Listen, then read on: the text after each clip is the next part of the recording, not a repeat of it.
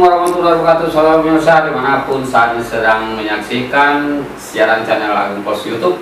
Saya Saifuddin Basri, pewawancara di Agung Pos YouTube ini, dan saat ini kami kedatangan tamu yang sebenarnya kami undang beliau ini, dan kebetulan bersedia datang di studio Puyang Sabar. Dan ini yaitu Pak Muslim SI, beliau mantan beberapa pejabat di Oki dan Sumatera Selatan. Selamat sore Pak Muslim. Selamat sore, assalamualaikum. Ya, sehat Pak ya? Alhamdulillah. Alhamdulillah. Ini kalau saya itu kan enak berkomunikasi.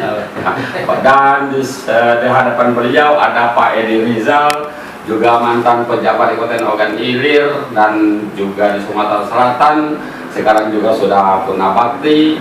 Beliau juga berkenan hadir untuk memenuhi undangan kami. Selamat sore Pak Edi Rizal. Pak Edi Rizal, Pak Muslim, tentunya masih sekar bugar ini.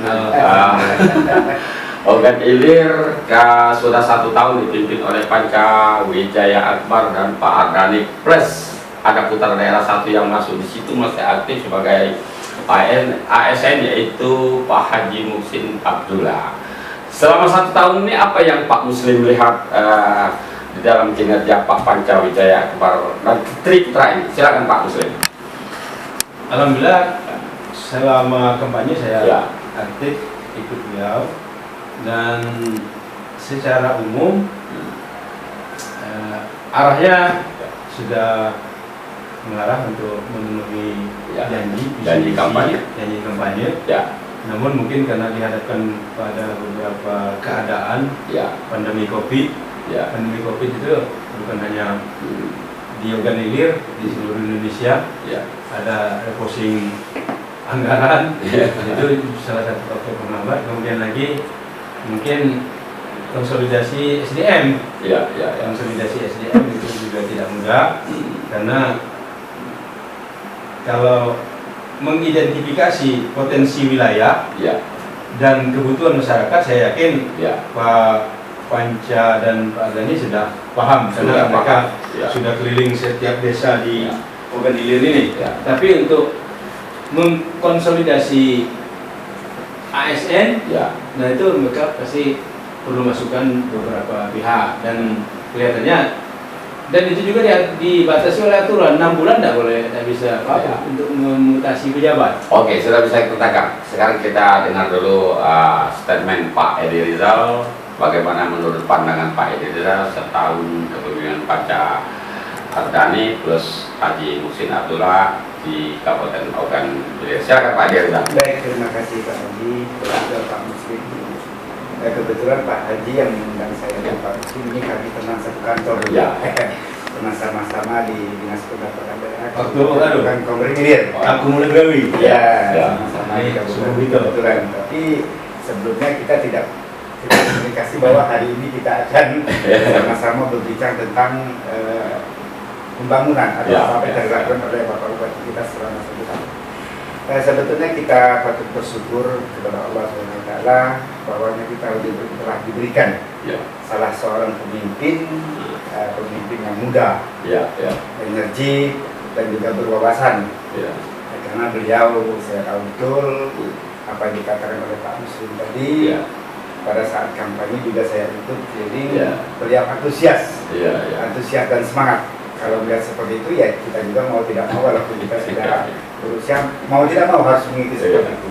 Tapi ada beberapa hal yang mungkin yang kira-kira yang tidak bisa mengikuti arah beliau, karena beliau maunya cepat dan berlari, sehingga mungkin itu alangkah sebaiknya dari Bapak Bupati mungkin segera meresapel atau merubah, karena ini penata pengelolaan daripada kepegawaian memang sudah dilakukan, tetapi ada beberapa yang kurang pas.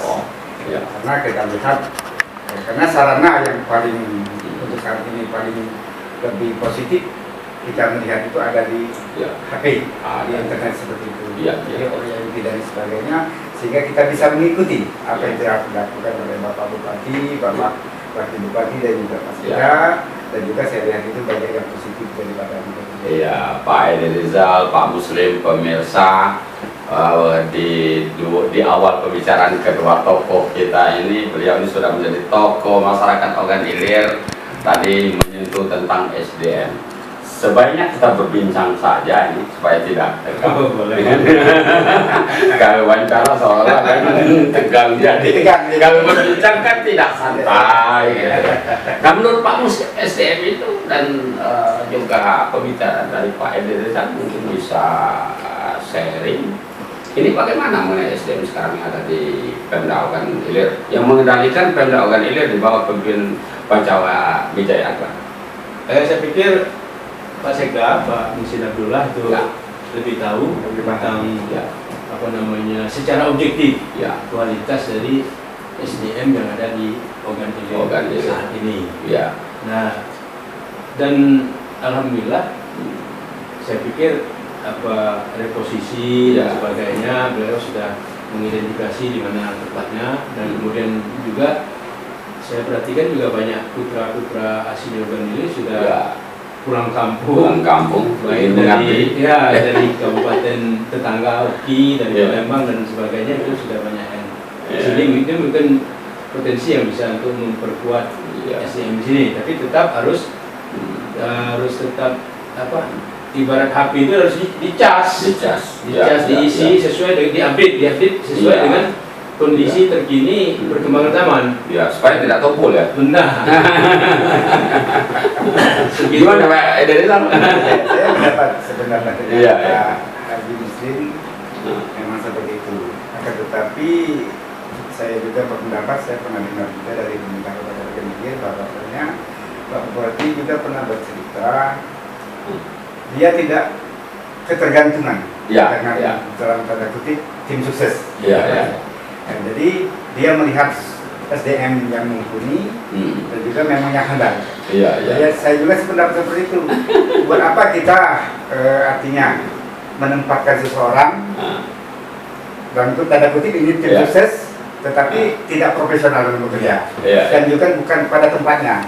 The right place itu tidak ada di situ. Nah, ini akan menimbulkan satu hal yang negatif nanti ke kepemimpinan Pak Bupati itu sendiri. Karena kita lihat beberapa waktu yang lalu, saya akan mencontohkan saja, tapi kita tidak sebut siapa. Ini agak aneh kemarin, masalah pembagian segala maaf dari PKH dan lain sebagainya. Hal itulah yang diharuskan dari pemimpin PPD tersebut. Dia harus bagaimana berinovasi. Ini yang diinginkan oleh Pak Bupati. Jangan sampai ada permasalahan ini timbul sampai ke telinga beliau. Artinya kalau berinovasi mereka harus berbuat untuk menginginkan beban Pak Bupati sehingga Pak Bupati juga lancar berpikir. Nah, itu yang saya maksudkan. Jangan menambah beban kepada Pak Bupati.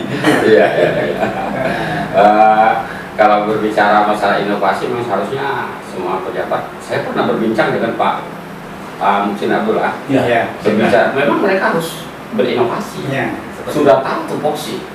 Tupoksi itu harus dikembangkan. Menurut Pak Musin begitu. Seluruh pejabat harus begitu. Tapi kita biasanya perjalanannya, sehingga pada putaran pertama kemarin ada keluar dari Pak Wabub kan, bahwa SDM Ogan Ilir kurang, tapi langsung di resapel ya. Nah, harapan depan bagaimana menurut Pak Musin? Ya, kalau SDM itu kan proses terus menerus, learning, belajar seumur hidup. Belajar seumur hidup. Kalau dia tidak mengikuti perkembangan, tidak belajar terus menerus, dia akan terlindas. Jadi SDM itu memang mengikuti terus. Mengikuti siapa? Apa namanya? Belajar terus menerus. Belajar terus menerus. Karena aturan-aturan itu cepat sekali berubah. Aturan tata kelola pemerintahan juga cepat sekali berubah. Apalagi pengetahuan informasi sudah digital. Dan harus menggunakan IT harus dikuasai. Medsos Pak Bupati. Dari situ kita bisa tahu perkembangan Ogan Ilir, progresnya seperti apa, bisa kita pantau. Dan memang saya sarankan juga jika perlu meng-hire, merekrut tenaga-tenaga ahli IT. Ya, kalau tidak ada di SDM tidak ada ahli IT yang memang ahli. Jika perlu dari perguruan tinggi terkenal yang memang menguasai itu, punya jaringan ini, dia dibayar. Dibayar sesuai dengan keilmuannya, karena anak-anak zaman milenial ini dia banyak pilihan. Ya. Kalau oke, saya bekerja di sana, tapi saya dibayar berapa besar. Kalau tidak sesuai, nggak mau deh. Iya. Karena ilmunya memang halal, memang. Berbicara masalah Kota SDM, kita kan dekat Unsri, Pak. Dekat Rizal. Kita juga termasuk kota pelajaran di Sumatera Selatan. Iya, itu artinya di Unsri ini ya bisa dimanfaatkan ya. Bisa. Apa yang ada di sana, SDM yang handal di sana, Yang mumpuni dan sudah banyak juga Unsri melahirkan di negara-negara juga ada. Ya. Itu. Apalagi Unsri kan ada apa yang fakultas komputer, teknologi informasi ya. Ada khusus itu Ya. yang SDM. Dia ada lembaga-lembaga khusus biasanya untuk menangani beberapa bidang, dan saya pikir itu sudah dilakukan. Sebenarnya untuk mendukung komunikasi itu memang seluruh pengetahuan harus diserap. Sehingga komunikasinya tidak akan terhenti. Pak Rizal, Pak Muslim, kita kan kalau berbicara SDM itu tadi gambarannya.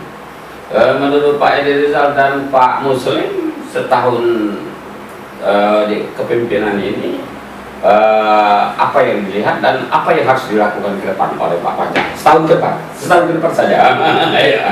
Sebelum kita bicara untuk setahun ke depan, kita mengulas setahun yang lalu dalam artian kalau saya lihat di medsos segala macam itu, artinya Pak Bupati kita sendiri sudah banyak berbuat, sudah melakukan. Jadi dari desa ke desa, dari kecamatan itu selalu masuk Pak itu. Bahwasanya di desa saya ini ada jalan rusak. Tidak begitu lama langsung direspon. Akan tetapi dalam hal seperti ini juga dari pihak yang berkompeten dalam hal mungkin DPR dan sebagainya, dia juga lebih jeli bisa melihat apakah itu benar adanya atau tidak. Kenapa saya katakan demikian? Misal salah satu desa ada masyarakatnya yang menyampaikan seperti itu di media sosial, akan tetapi dia minta bangunkan jalan yang jahat itu dalam artian yang jelek, itu ternyata untuk jalan menuju kebunnya sendiri. Mungkin perlu dikaji kembali.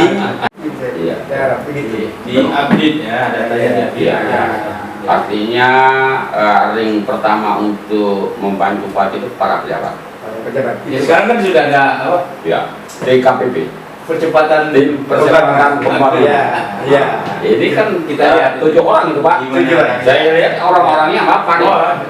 Ada Pak Narawi mantan Sekda, ada Mahfud Iklim Cahya mantan Ketua DPR, Pak Sobli mantan Sekda, ada mantan Wakil Ketua DPR Pak Rahani, ada jadi beberapa orang itu. Saya kira sudah pas sangat tepat itu orang memilih orang-orang ini. Tinggal orang-orang ini harus menunjukkan prestasi dong. Karena ditunjuk. Tapi saya yakin beliau akan berpikir ke situ. Pak Rizal, Pak Muslim, kita juga kelihatannya ada satu bidang kita yang sangat potensi yang perlu digali seperti Galiansi. Ini bagaimana Galiansi di Kota Ogan Ilir ini? Karena bapak-bapak mantan dari dinas perpajakan ya, mungkin tahu ini sedikit potensi ini. Silakan Pak Muslim, bagaimana seharusnya ke depan? Kita lihat dulu kewenangannya. Apa kewenangan kabupaten, apa kewenangan provinsi, atau kewenangan kementerian. Karena kadang-kadang walaupun di halaman kita ternyata bukan kewenangan kita. Agak menyulitkan juga. Paling-paling nanti kita akan berkoordinasi. Tapi alhamdulillah kalau untuk di Ogan Ilir koordinasi yang pasir itu sudah yang Pak Bupati, mungkin sudah ada win-win solusi. Ada solusi yang sudah daripada mengorbankan lingkungan, mengorbankan masyarakat sekitar, lebih baik dibatasi ya. Lebih baik dibatasi. Sedangkan yang mengelola itu setelah diselidiki lagi bukan juga orang Ogan Ilir, orang datangan juga. Hanya 4-5 orang. Artinya makan gaji lah mereka. Ujung kukunya yang di yang jalan kita rusak. Nah itu kan jadi lebih baik ditutup aja. Merugikan daerah dibandingkan manfaatnya. Untuk yang itu. Nah kembali ke sambungan tadi yang pertanian, kemudian misalnya di bidang-bidang tugas yang lain termasuk kerajinan dan sebagainya. Saya pikir dinas tenaga kerja ada sini, ada tenaga kerja yang pelatihan itu tidak perlu banyak yang dilatih, tapi tuntas. Tuntas maksud saya misalnya anak-anak tuntas dan menyebar. Iya, anak-anak remaja yang berbakat dan berminat misalnya untuk elektronik. Ya. Misalnya dia bisa kursus servis HP dan elektronik kan, handphone itu kan itu dilatih, dia tuntas sehingga selesai, dia mahir, pulangnya langsung bawa alat. Alat dikasihkan alat, alat langsung dikasih bantuan itu. Jadi setelah dia pulang, dia langsung buka lapangan kerja sendiri. Atau adik-adik yang perempuan yang bisa nyait, kursus nyait, dilatih nyait, walaupun tidak langsung banyak. Ada beberapa orang perwakilan dari tiap-tiap daerah yang betul-betul yang diseleksi ketat, yang betul-betul peminat, diajarnya, dilatih, dia bisa menjahit. Apalagi terkenal di kita di daerah kita. Ular kerbau. Setelah dia pulang, dia sudah bisa ada kemahiran jahit, dikasih mesin jahit dan alat perangkatnya, dia sudah langsung jadi pengusaha. Jadi usaha kecil-kecilan di rumahnya. Jadi langsung buka lapangan kerja. Supaya ada pemerataan, mungkin seleksi ininya dinas tenaga jangan cuma satu kecamatan saja ya. Ambil dari setiap kecamatan kerjalah kerja seleksi orang-orang kecamatan, orang-orang desa setiap kecamatan. Siapa yang mampu untuk itu? Nanti dia langsung punya mata pencaharian. Jadi itu termasuk juga menuntaskan kemiskinan. Kalau pertanian tadi kan seperti yang saya uraikan tadi harus tuntas berkelompok karena tidak bisa perorangan. Nah, kelompok taninya dibina betul, diajari. Tidak perlu hidupkan lagi koperasi-koperasi yang zaman dulu KUD apa itu. Jadi mereka berkelompok di sana. Kelompoknya di sana. Kalau kita lihat di daerah bicara yang ekstran itu, KUD-nya sampai puluhan miliar. Jadi dia bisa mengatur perekonomian desa itu. Melalui KUD. Sangat berpengaruh. Sehingga orang bisa hidup, misalnya dia punya sawit, dia punya karet, dia punya, jadi bisa hidup di situ. Dan bisa diandalkan kalau sampai puluhan miliar itu. Nah, kenapa kita tidak? Berbicara masalah sawit dan perkebunan ya. Ogan Ilir kan banyak juga lahan. Apakah sebaiknya ini semuanya seperti sekarang kayaknya sudah banyak juga ada investor-investor juga yang masuk untuk mulai. Tapi saya lihat di Ogan Ilir agak kurang ya. Karet raya banyak dikelola oleh masyarakat setempat sendiri. Itu perlu dilestarikan. Itu kita lihat potensi ininya, kita kan tidak terlalu luas ya. Tidak terlalu luas dibandingkan dengan kabupaten tetangga. Tapi yang jelas yang pertanian ini sawah. Pertanian sawah itu yang bisa kita maksimalkan, kita bina. Dulu kan terkenal beras Pegagan. Kenapa tidak kita hidupkan lagi? Kenapa sekarang tidak dihidupkan? Kan bisa. Brand brand daerahnya.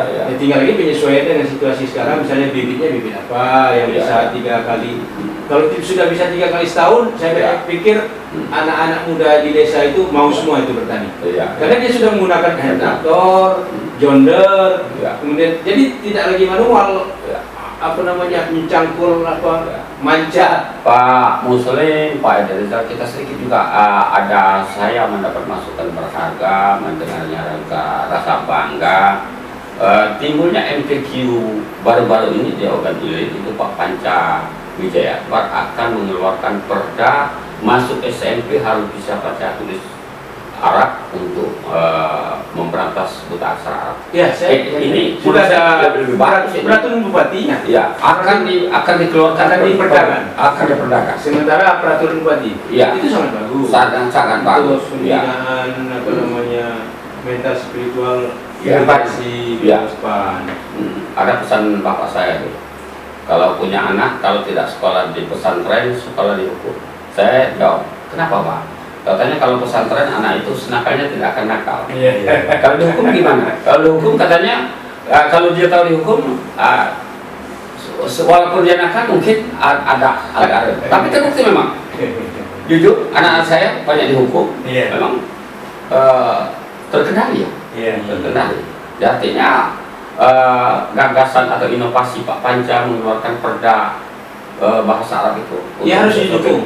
Saya kira perlu kita dukung, perlu didukung penuh, disosialisasikan secara masif sehingga masyarakat juga tahu bahwa itu bukan beban tapi ini cara pemerintah membantu orang tua murid untuk secara langsung mengintervensi. Artinya juga pelajaran bahasa Arab ini, baca tulis Arab mulai dari sejak dini, dari TK sampai SD harus masuk ke dalam satu mata pelajaran supaya dia ada nanti metode Iqra atau BKPMI segala macam yang sejenis itu kan. Ini inovasi Diknas juga, Dikbud lagi nih.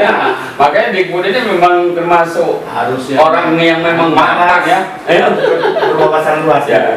Tapi kita yakin yang dipasangkan sekarang mungkin, tapi saya dengar belum ada yang politik. belum ada Sekarang ya, mudah-mudahan dalam waktu dekat ada yang Jadi kalau kita kembali ke bahasa Ya. dari Pak Bupati tentang berbahasa Arab sebagainya, saya sebagai pribadi itu kita tahu bahwa di Kabupaten Ogan Ilir hampir setiap desa itu ada madrasah. Ada madrasah. Ya, ada. Saya sendiri di Indralaya ini Sakatiga itu sangat banyak. Tetapi saya tidak ikut Iya. madrasah pada waktu itu. Madrasah. Sehingga saya penyesalan itu sekarang, Pak. Iya. Sekarang itu menyesal. Iya. Jadi saya lihat teman-teman saya dulu sekolahnya 2, pagi SD, siang dia madrasah. Nah, saya tidak. Iya. Saya hanya SD, selebihnya saya untuk main-main. Ya, habis waktu terbuang begitu saja. Setelah kita dewasa atau tua sekarang, kita merasakan manfaatnya. Teman-teman kita sudah melangkah jauh. Iya. Bisa memimpin sholat, menjadi imam, bisa berdoa yang panjang, terus pengetahuan-pengetahuannya lebih dari pilihan. Sana kita mungkin apa yang dilakukan oleh Pak Bupati kita sangat mendukung. Mudah-mudahan ini menjadi bekal, anak cucu kita nanti, sehingga setelah dia nanti SMA atau kuliah itu sudah paling tidak dia punya dasar agama yang berbahasa Arab. Di ujung waktu Pak Muslim dan Pak Rizal mungkin ada, boleh menghimbau dong pada pemerintah, kita kan tokoh masyarakat, kita boleh menghimbau apa himbauan, sekaligus kita boleh berharap kepada masyarakat, karena siapa lagi yang menghimbau dan berharap kalau bukan yang masih hangat yang barusan kita bicarakan tentang Perbu yang nanti akan menjadi peraturan daerah bahwa anak yang lulusan SD atau MI mau masuk ke SMP atau MTS itu harus bisa baca tulis Arab atau bisa baca tulis huruf Al-Quran. Nah itu kan proses. Nah berarti bukan hanya mewajibkan itu saja. Proses waktu untuk membentuk supaya anak itu bisa baca tulis huruf Al-Quran itu berarti kan harus ada guru. Gurunya harus disupport juga, dikasih insentif. Karena guru-guru agama sekarang ini yang ASN itu sudah hampir habis. Banyak pensiun yang guru kan orang TKS ya, semacam TKS jika perlu dikasih honor insentif yang katakanlah memadai. Walaupun honor tidak boleh lagi, tapi gimana caranya supaya ada kalau dia ada yang ngajarnya mana? Nak belajar, mesti ada. Berarti artinya dianggarkan itu harus dianggarkan khusus. Mensupport itu. Masyarakat tidak akan marah kalau itu dianggarkan. Karena untuk kita juga. Untuk menunjang itu. Berkesinambungan kalau mereka nanti jadi ustaz jadi di setiap desa, di setiap desa harus. Gitu. Di setiap desa itu. Jadi artinya kita seberapa sekali kalau itu memang dianggarkan untuk tenaga honorer itu. Bukan honorer TKS TKS yang berbasis. Atau kegiatan apa? Yang kegiatan program misalnya penuntasan buta huruf, buta baca, buta Arab buta aksara itu. Kalau A itu Quran. Berarti kan dalam rangka itu harus ada gurunya. Berarti program itu setiap tahun digulirkan untuk mensupport itu. Kalau sekedar mewajibkan harus bisa, kan ada proses belajarnya itu, belajar mengajarnya. Proses itu waktu. Proses itu waktu itu yang harus dipikirkan. Semenjak dia kelas 3 SD, kelas berapa dimulai intensif? Mulai yang apa ini? Batasan yang harus berbahasa belajar menulis membaca. Yang apa namanya? Berarti atau di BKPMRI bekerja samanya seperti itu kan banyak. Untuk 1 tahun ke depan apa harapan dari Bapak Muslim kepada pemerintah Pancar tadi dan Haji Muslim? Silakan. Ya fokus saja untuk pencapaian visi misi dengan menggunakan potensi yang ada. Kemudian SDM yang ada, OPD yang ada, jangan hanya mengeroyoi APBD. Iya. Yang cuman Artinya cari-cari keluar ya? Ya harus bisa menggait investor. Investor itu bisa melalui APBN, bisa melalui swasta murni, bisa melalui yang pihak-pihak lain yang tidak mengikat. Sehingga seperti yang dilakukan oleh Pak Bupati misalnya bangun stadion kan? Ya. Itu kan bukan dari APBD. Ya. Artinya dari pihak luar kan? Ya. Harus aktif itu aktif dengan pemerintah provinsi, dengan pemerintah apa namanya di kementerian sesuai dengan OPD masing-masing. Dan jaringannya kan ada. Iya. Dengan menjalani. Iya. Menjalani hobi ya. Berinovasi. Dan makanya saya yakin di tahun pertama ini sudah banyak bikin DED. Iya. Harus itu. Ya. Karena kalau kita mengajukan proposal tanpa ada DED, tidak ditolong. Iya. Harus lengkap ya. Harus lengkap. Makanya mereka harus profesional dan cepat, jangan dadakan. Kalau ada prosesnya seperti itu, ada DED, ada pengkajian, ada apa. Mereka di kementerian itu tidak bisa ngelak lagi. Iya. Apalagi kita ngintip, oh ini ada anggarannya. Tinggal bisa kecil artinya kan. Bisa kecil. Iya. Kalau Pak Edi Rizal, harapan himbauan dan harapan para tiga pemerintah ini? Kalau kita berharap seperti apa yang saya tangkap dari masyarakat, dan masyarakat pun sampai saat ini tuh masih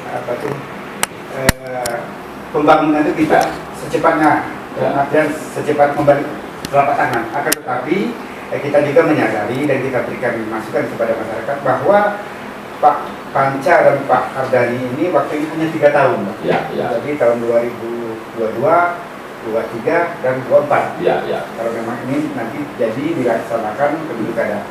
Di dalam waktu 3 tahun ini setelah setahun setelah kita lihat memang pergerakannya agak lambat akan tetapi masyarakat itu sudah mengerti Pak, karena kita 3 tahun. Nah, kita berharap kepada Pak Bupati nanti kiranya dapat didukung juga oleh OPD yang sudah Anda dan saya katakan tadi. Marilah kita berinovasi lagi, inovasi bagaimana caranya meningkatkan pembangunan yang ada, dan juga sekarang sudah ditopang oleh TKPP yang baru dibentuk tadi. Mudah-mudahan Kabupaten Ogan Ilir bisa maju seperti kabupaten-kabupaten lain yang ada di Provinsi Sumatera Selatan. Kalau bisa, demikian perbincangan kami tentang Kabupaten Ogan Ilir yang dipimpin 1 tahun oleh Panca Ardhani plus Haji Muhsin Abdullah. Kami bukan mengkoreksi, kami bukan mengkritisi, tapi kami ingin memberikan masukan berharga sehingga kabupaten kami ini bertiga sama-sama orang Ogan Ilir asli dan menjadikan Panca Ardhani menjadi Bupati Ogan Ilir akan terus membantu untuk membangun dengan cara kami, walaupun kami tidak selalu dekat dengan beliau setiap hari, tapi kami akan terus memberikan masukan sehingga Kabupaten Ogan Ilir setara dengan kabupaten-kabupaten yang maju di seluruh Indonesia bahkan dunia. Lebih kurang kami mohon maaf kepada Allah, saya mohon ampun. Assalamualaikum warahmatullahi wabarakatuh, Pak.